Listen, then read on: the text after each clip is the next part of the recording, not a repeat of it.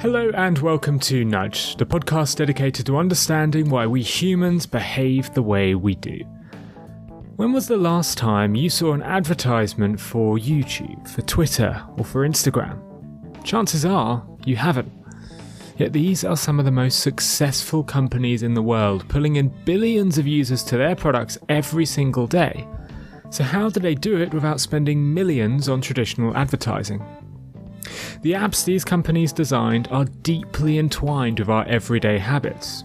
Every morning, 79% of us check our phones within 15 minutes of waking up. Chances are the first thing we look at are Facebook, or Twitter, or Instagram. These products have created such deep habits within us that we use them as soon as we wake up, as soon as we feel bored, as soon as we see something interesting, and right before we head back to sleep. They're incredibly good at capturing our attention without even paying a penny on marketing. The question is, how do they do it? My guest today is Nir Eyal. After starting two tech companies, he started to wonder what differentiated brilliant products that keep drawing us back in from the average products that we put down after using. After spending years studying the subject and eventually teaching at the Stanford Graduate School of Business, he wrote the now best-selling book, Hooked: How to Build Habit-Forming Products. In the book, he explains the key traits a product needs to hook customers in. He calls it the hook model. Here's Nir introducing the model.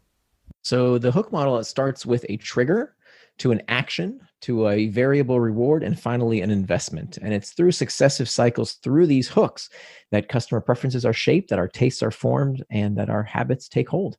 And the idea behind the hook model is not groundbreaking new research. Everything in the hook model comes from decades old research. We're talking Operant Conditioning and Albert Bandura. And the difference is that we can use this model to build the kind of products and services that can form healthy habits in users' lives. So the idea here is that we can learn from the most engaging products out there, and they were kind of my case study. The Facebooks and Googles and Instagrams and WhatsApp, these kind of products that are so engaging, games as well. And the idea was to boil down the essence of how these experiences are designed to form user habits. Because the vast majority of products out there don't suck us in, not in the way that Facebook or a game might suck us in. No, most products and services out there suck. They don't suck us in at all. And so the idea is, why can't we democratize some of these techniques to help customers and users form healthy habits with our product and service?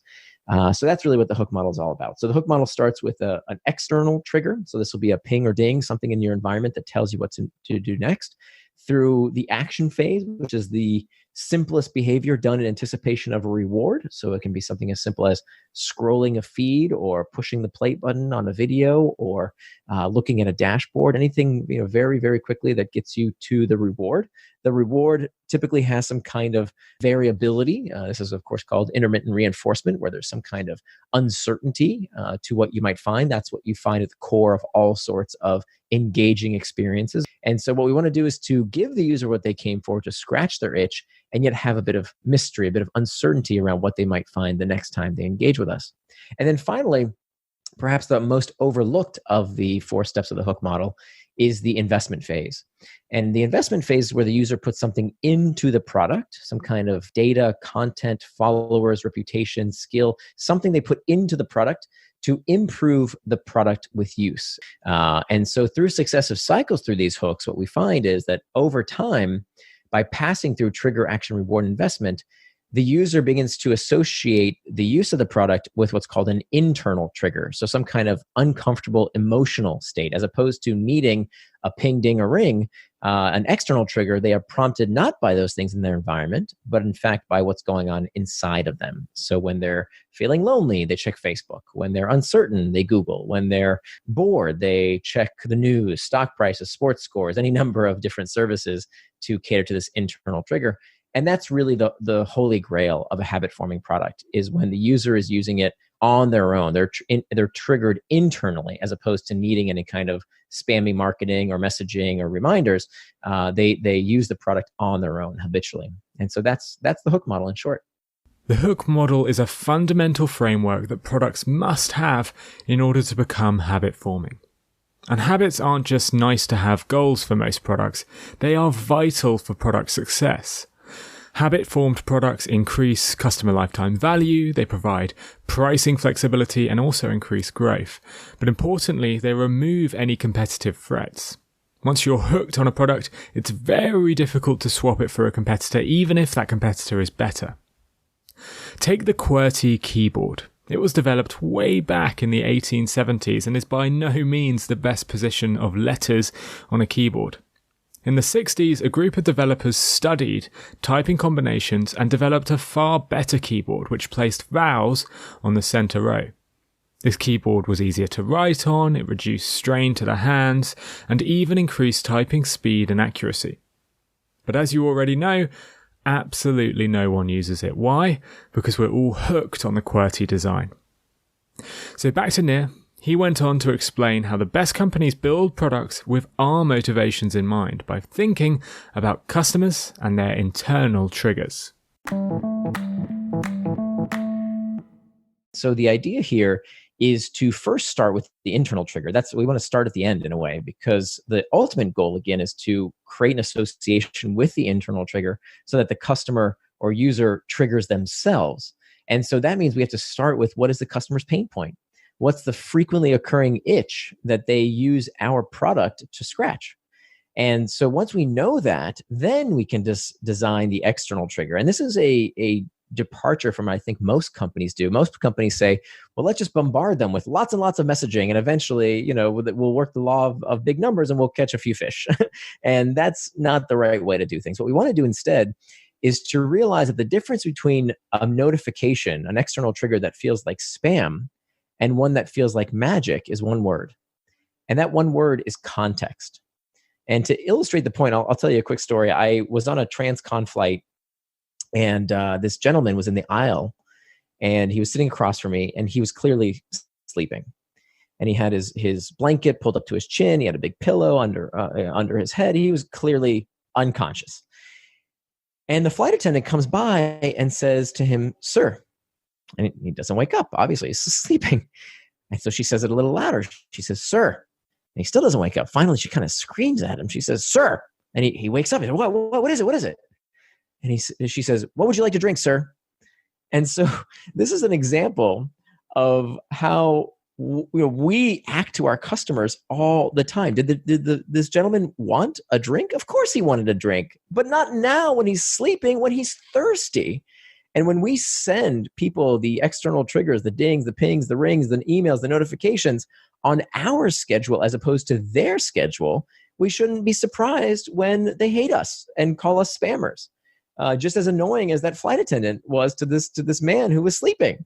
The right time should have been when he had the internal trigger of thirst, not when it was convenient for her to interrupt him while he was sleeping. So the rule for sending external triggers that are welcomed by our customers and users, as opposed to the ones that make them want to uninstall our app or discontinue use of our service, is to always consider the context.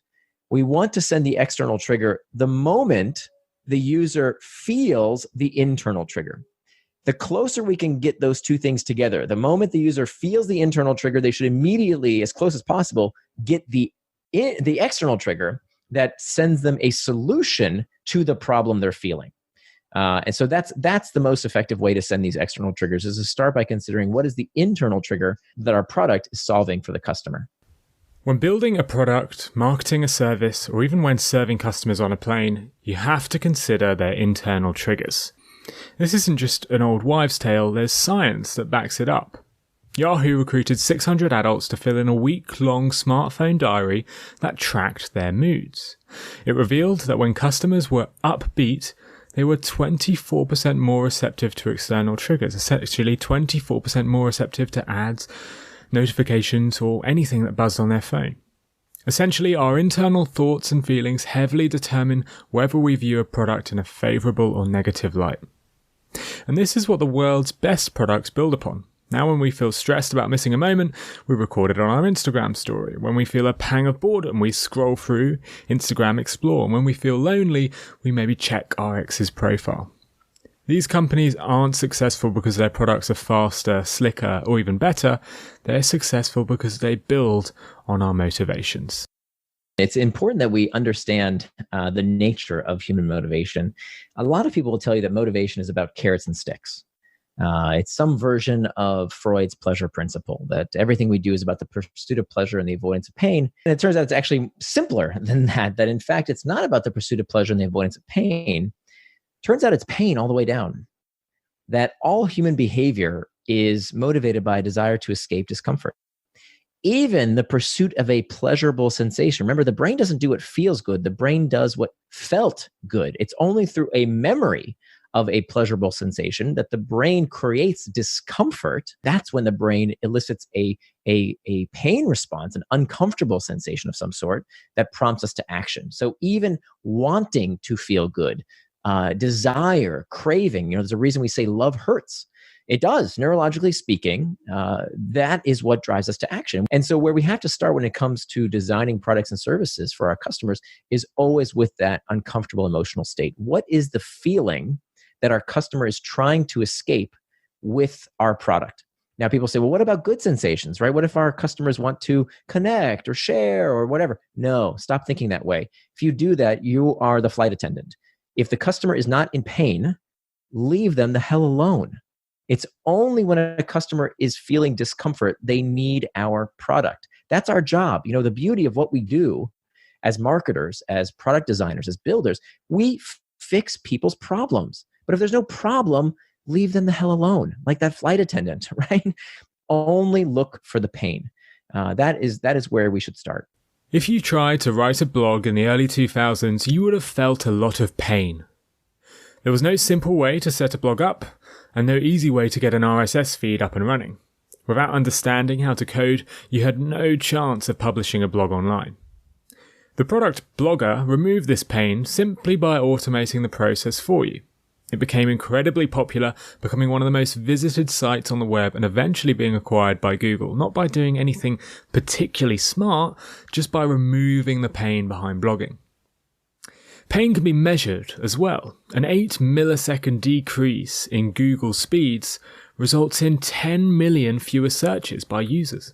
And a 1 second delay in Walmart's checkout loading time resulted in 2% of customers dropping off and not buying anything, which for the world's largest retailer literally meant they were losing millions of dollars every week. Even though the pain of waiting literally less than a second is small, it changes a bunch of our actions. This is why Apple make it simple and quick to access your camera on your phone by swiping left, and why Tinder make it quick and easy to swipe through potential suitors. It's also the same reason why the most successful news sites use infinite scroll, because it's easier to keep scrolling rather than clicking to see content. And once you've satisfied this painful feeling, you'll get a consumer to achieve an action. But to keep them coming back, to get them hooked, you need variable rewards. I asked Nir to explain the 1950s study on pigeons, which helped us understand the power of variable rewards. Yeah, so this comes out of the fascinating work of B.F. Skinner, the father of operant conditioning. And this occurred back in the 1950s. And Skinner took these pigeons, he put them in a little box, and he gave them a disc to peck at. And every time the pigeon would peck at the disc, they would receive a little reward, a little food pellet. And at first, Skinner could train these pigeons to peck at the disc whenever they were hungry. Okay, so by the way, notice the experiment did not work if the pigeons were not hungry. Why? No internal trigger. What Skinner discovered was as long as the pigeon had the internal trigger, he could train them to peck at the disc whenever they were hungry by giving them a reward every time they pecked at the disc. Great. That's called operant conditioning. Got it. This is how we train puppies. This is how we train small children. Not too different. But then Skinner ran out of these food pellets. He didn't have enough one day. And so he couldn't afford to give a food pellet to the pigeon every time. He could only give it to the pigeon every once in a while. So sometimes the pigeon would peck at the disc, no reward, no food pellet. The next time the pigeon would peck at the disc, they would receive a reward. And what Skinner observed was that the rate of response, the number of times the pigeon pecked at the disc, increased when the reward was given on a variable schedule of reinforcement. And so this is the exact same mechanic that makes all sorts of things highly engaging. It's what makes gambling interesting. It's what makes a movie fun to watch. It's what makes for a great book, television show, the news, romance. All of these things are fun because of variability. The amount the pigeon pecked at the disc increased when the rewards were variable, which is kind of weird. Studies have shown that the exact same behaviour occurs in humans. If you randomly give someone a chocolate for pressing a button, they'll be more likely to continue pressing it than if you just gave someone a chocolate every time they pressed the button. I went on to ask Nir how products use these variable rewards in 3 unique ways to hook users in.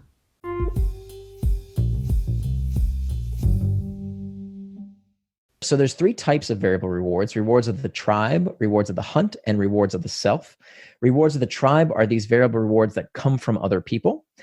So it's all about social validation. It's about being a member of the community. It's this uncertainty. So for example, when you use Stack Overflow, this is the world's largest technical question answer site. 5,000 questions get answered every single day. No money is changed hands, right? Why? This is technical documentation. Why do people spend hours filling out these very complicated questions for the benefit of others when they don't get any personal reward from it? There's no money changed hands. Well, it turns out when you submit an answer on Stack Overflow, your answer is either upvoted or downvoted. And so there's this social reward mechanic of what do members of my community think of my contribution? Do they like it? Do they not like it? And there's uncertainty there around what you might get when you submit an answer. And so many people, really enjoy this idea of contributing to the tribe. It's very reinforcing for folks to know that they are helping fellow members of their community. So those are rewards of the tribe. Then you have rewards of the hunt. Rewards of the hunt are all about the search for material possessions, so money in modern society, or information rewards. So scrolling, looking for interesting information on the New York Times or the Guardian or whatever, that's all about our primal hunt for the same type of variable rewards. There's a reason that some people are called news junkies, because the news can be very intoxicating, and some people can actually overuse, if not abuse, too much news because it can be just as addictive as a slot machine. The good old newspaper or the television news can be highly addictive to some people, of course. The last type of variable reward is called rewards of the self. So these are things that feel good, that have this element of variability, but don't come from other people and aren't about the search for information or material rewards. These are things that feel good in and of themselves. They're intrinsically pleasurable. So this comes out of the work of self-determination theory, Deci and Ryan, where what they found is that what feels good to us is this sense of competency, autonomy, and mastery. Relatedness, competency, autonomy, and relatedness. And so when you find any kind of reward that gives us a sense of achievement, accomplishment, that's where you see these rewards of the self. So if you think about your to-do list, that feels good to tick off those items in your to-do list. Your email inbox, it feels good to master that email inbox in the very same way that it might feel good in a video game to get to the next level, the next accomplishment, the next achievement. Nir writes in his book that we'll never get addicted to opening an empty fridge because there's no variability. You open it, the light turns on, and that's it. But opening a stacked fridge when somebody else has done the shopping is something we all get hooked on because of the potential rewards. The food to eat is variable and it constantly changes. What's interesting though is the more times you go through the hook cycle and the more you invest in a product, the more addictive they become. It's self-fulfilling. This is what Nir calls the investment phase. So the investment phase comes after the variable reward phase. It's the last step of the hook. And this is where the user puts something into the product to improve the product with use, as we talked about earlier. It stores some kind of value and it loads the next trigger. So stored value is a really big deal. Stored value, if you think about products that are made out of atoms as opposed to products that are made out of bits, products made out of atoms that we use in the physical world, they depreciate, they lose value with time, right? So the more wear and tear from your table, your desk, your clothing, anything in the physical world depreciates. Habit-forming products in the virtual world, so when it comes to these online products, they can do something amazing. They can appreciate in value. That's incredible. They get more valuable the more you use them. And they do this because of the user investment of data, content, followers, reputation, all of these things improve the product the more you use them. And many of these, if you think about reputation, if you think about Airbnb or eBay, many of these things, you find it difficult to leave the use of the product because you've stored so much value in the form of your reputation. So that's a very important step. Find a way to increase the product's value with use and load the next trigger. So every time, if you think about on WhatsApp or Slack or any number of other messaging services, when you send someone a message, there's no immediate gratification. What you're doing is you're loading the next trigger because you're likely to get a reply. And that reply comes coupled with an external trigger that prompts you through the hook once again. So that's the main role of these investments. They store value, they make the product better with use, and they load the next trigger to send the user through the hook cycle once again.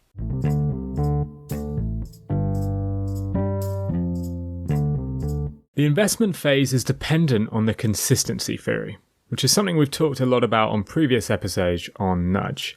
Essentially, we like to be consistent with our previous actions. So if we Instagrammed our last home-cooked meal, we'll likely think about doing the same thing when we finish our next meal. But the investment phase doesn't just increase our use of a product or object, it actually increases our value of it. In a 2011 study, Dan Ariely gave US college students instructions to assemble an origami crane. After, the students were asked how much they'd like to pay to purchase their creations. Meanwhile, another separate group was asked to bid on the same origami, only this origami was pre-created by a professional. The study revealed that the students who created their own origami valued their creation at 5 times higher than those who didn't, even though their own creations were significantly worse. LinkedIn quantified the value of investment in their product. They noticed that users who took effort to fill out their experience and education on their profile were 7 times more likely to respond to external triggers like emails and come back and use the product. Getting your users to invest just a little bit in your product dramatically increases the chances that they'll come back and complete that whole hook cycle again. Hopefully some of you are listening to this and asking, is this all ethical? Should product designers, product marketers, and some of the world's largest companies, should they use this behavioral science findings to get us addicted to their tech? It's a fascinating question that Nir attempts to answer. He states that there's a simple framework to follow. You ask 2 questions. Would the user benefit? And would you, the maker, use it? If the answer to both of those is no, then you shouldn't make it. It's unethical. But that hasn't stopped us getting addicted to our phones, to waking up and immediately checking our notifications. So in the next episode, I'm talking to Nir again, but this time we're talking about tactics we can all use to stop us getting distracted by this tech.